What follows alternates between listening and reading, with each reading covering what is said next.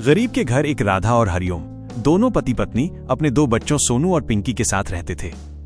Hariom construction site पर मजदूरी करता था और राधा गांव के एक बंगले में खाना और साफ सफाई का काम करती थी। दोनों पति पत्नी खूब मेहनत मशक्कत करके अपना और अपने बच्चों का पेट पालते। चिलचिलाती गर्मी के मौसम ने अपनी दस्तक दे दी थी। इस बार भीषण गर्मी की तड़प मानो जलते हुए तवे समान तप रही थी।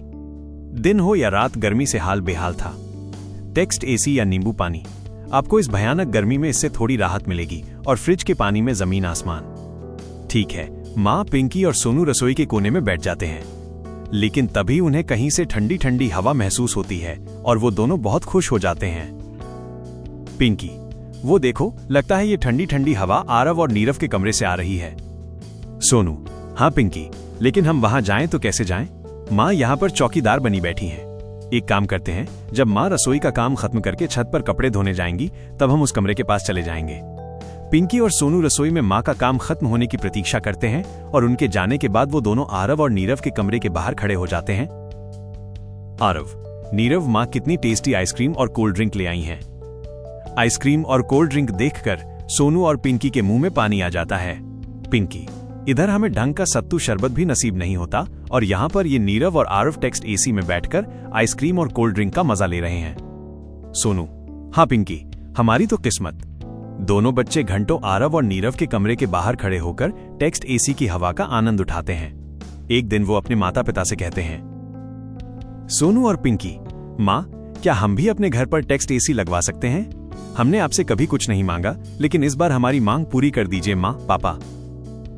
राधा और हरिओम, ये क्या जिद लगा बैठे हो सोनू, पिंकी? बच्चों, हम गरीब हैं, हमारे घर पर एक पंखा ही है, वही बहुत बड़ी बात है।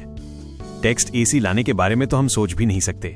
लगता है बंगले में टेक्स्ट एसी की ठंडी हवा खाने के बाद से तभी ये इतनी जिद कर रहे हैं। सुन लो तुम दोनों, अगर तुम दोनों यूं ही जिद करते रहोगे ना तो मैं कल से तुम दोनों को बंगले पर नहीं ले जाऊंगी। वैसे भी मालिक मालकिन रोज मुझे ताने कसते हैं। सोनू और पिंकी कुछ नहीं बोलते और चुपचाप गर्दन झुकाकर एक कोने में बैठ जाते हैं। वो दोनों समझ चुके थे कि उनकी गरीबी के कारण उनके घर में टेक्स्ट एसी कभी नहीं आ पाएगा। एक दिन जब बंगले में कोई नहीं होता तभी सोनू और पिंकी मौके का फायदा उठाकर मनोरमा के कमरे में घुसते हैं।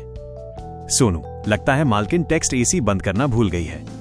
चल पिंकी, अब हम कुछ देर यहीं इस कमरे में बैठते हैं। और टेक्स्ट एसी में आराम करते करते कब दोनों की आंख लग जाती है पता ही नहीं चलता। इतने में अचानक से मनोरमा, रोशनलाल अपने दोनों बच्चों के साथ बंगले में वापस लौटते हैं। तभी पिंकी और सोनू को अपने कमरे के बेड पर सोया देख मनोरमा गुस्से से तिलमिला उठती है और वो जोर से चिल्लाती है, राधा, क्या हुआ मालकिन?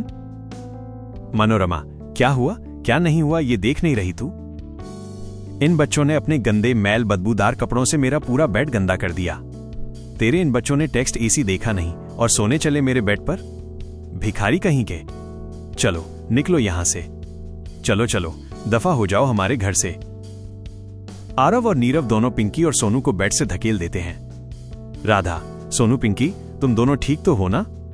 बच्चों, मनोरमा, ये हमारा घर है, कोई धर्मशाला नहीं कि जो भी आएगा और बेड में सो जाएगा।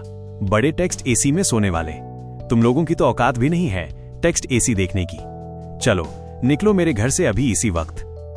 मनोरमा, अब तू मेरे घर से बाहर जा रही है। अब तुझको और तेरे बच्चों को तेरी औकात याद दिलानी होगी।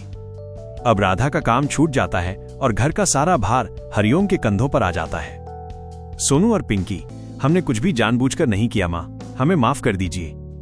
राधा, नहीं बच्चों, तुम माफी मत मांगो, मैं समझ सकती हूँ, तुम्हें तो बस टेक्स्ट एसी की ठंडी हवा चाहिए थी। हम तुम्हें बड़े घर वाला सुख चैन नहीं दे सकते। इस भीषण गर्मी में राधा खिड़की पर गीला कपड़ा टांगती है जिससे घर में ठंडक बनी रहे, लेकिन उसके इस प्रयास के बाद भी टेक्स्ट एसी वाला सुख अपने बच्चों को नहीं दे पाती। फिर एक दिन जब वो गांव के बाजार से जा रही होती है तभी वहां पर एक आदमी लाउड स्पीकर में घोषणा करते हुए जा रहा था, आदमी, सुनो सुनो सभी गांव वालों, गांव में स्वादिष्ट खाना बनाने की प्रतियोगिता होने जा रही है। जी हाँ, टेक्स्ट 10 मिनट के अंदर जो व्यक्ति सबसे स्वादिष्ट और लज्जतदार व्यंजन बनाएगा उसे मिलेगा एक टेक्स्ट एसी और टेक्स्ट 20,000 का इनाम। तो इस सुनहरे अवसर को अपने हाथ से जाने मत देना। राधा, अरे वाह, क्यों ना मैं इस प्रतियोगिता में हिस्सा लूं? अगर जीती तो टेक्स्ट एसी और पूरे टेक्स्ट 20,000 रुपए का इनाम मिलेगा। टेक्स्ट 10 मिनट के भीतर राधा स्वादिष्ट पाव भाजी बनाती है जिसे खाकर जज खुश हो जाते हैं और राधा प्रतियोगिता जीत जाती है। उसे इनाम में टेक्स्ट एसी और टेक्स्ट 20,000 रुपए मिलते हैं। राधा, माता रानी की कृपा से हमारे घर में टेक्स्ट एसी आ ही गया। पिंकी और सोनू आरती की थाली लाती हूँ। पिंकी और सोनू आरती की थाली लाते हैं और टेक्स्ट एसी को तिलक लगाते हैं। इस तरह वह टेक्स्ट एसी का घर पर स्वागत करते हैं। सोनू, मुझे तो यकीन ही नहीं हो रहा है कि हमारे घर में टेक्स्ट एसी आया है। पिंकी, और मुझे भी। पिंकी, वो सब तो ठीक है, लेकिन अब हम इस नए मेहमान को हमारे घर की दीवार पर कैसे लगाएंगे? हमें तो इसे चलाना भी नहीं आता। हरिओम, अरे हमारे पड़ोस में जो संतोष भाई है ना, वो शहर में टेक्स्ट एसी मैकेनिक हैं। मैं उन्हें बुलाता हूँ, वो हमारा टेक्स्ट एसी लगाने में मदद कर देंगे। हरिओम संतोष को घर पर बुलाता है और वो टेक्स्ट एसी को ठीक से दीवार पर लगाता है और उन चारों को टेक्स्ट एसी ऑन करना भी सिखाता है। लेकिन वो टेक्स्ट एसी लगाने के बाद उनके घर पर ही सो जाता है। राधा, सुबह से शाम हो गई है जी, लेकिन संतोष भाई अभी तक अपने घर जाने का नाम ही नहीं ले रहे। मदद जो की है इसने हमारी। संतोष रात तक उनके घर पर ही रुकता है। जैसे जैसे आसपास के लोगों को पता चलता है कि राधा के घर में टेक्स्ट एसी आया है, सबके सब धीरे धीरे करके उसके घर में डेरा जमा लेते हैं। पड़ोसी, चलो इसी बहाने तुम्हारे घर में हमें भी टेक्स्ट एसी की हवा खाने को मिलेगी। पड़ोसी, क्या बात है? आनंद आ गया। ऐसा लग रहा है हिमालय पर्वत में बैठा ठंडी ठंडी हवा ले रहा हूं। पड़ोसी की पत्नी, बाबूजी आपका खाना भी यहीं ला देती हूं। आराम से खाना खाना आप टेक्स्ट एसी की ठंडी हवा में। पड़ोसी, हरिओम भाई साहब और राधा बहन, अगर आपको कोई ऐतराज ना हो तो। राधा, नहीं नहीं, ऐसा कुछ नहीं कविता बहन। अब दिन रात उनके घर पर गांव वालों का आना लगा रहता और राधा, हरिओम, सोनू और पिंकी को तो टेक्स्ट एसी का ठीक से मजा उठाने का मौका ही नहीं मिलता। सोनू, हमने तो अभी तक उसका चैन से मजा भी नहीं उठाया। पिंकी, सच में मुझे तो बहुत गुस्सा आ रहा है। टेक्स्ट एसी हमारा और मजे ये लोग उठा रहे। गांव वालों को ऐसा करते करते कई दिन गुजर जाते हैं, लेकिन जब उनका टेक्स्ट एसी का बिल आता है तब उनके पैरों तले जमीन खिसक जाती है। राधा, हाय राम, टेक्स्ट 15,000 का बिल। हमारी ही गलती है, ना टेक्स्ट एसी लगवाते और न ही हमारा बिजली का बिल इतना आता। अब हम कैसे बिजली का बिल चुकाएंगे? तभी राधा के दिमाग में एक सुझाव आता है। राधा, बस बहुत हुआ।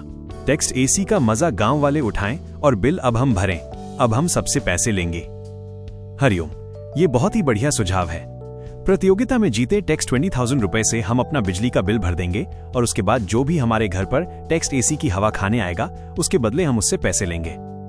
गांव वालों के लिए वो पैसे देने को भी तैयार थे। अब हरिओम और राधा का बहुत फायदा होने लगा और इस तरह वो घर बैठे बैठे कमाने लगते हैं और टेक्स्ट एसी को अपना व्यापार बना लेते हैं।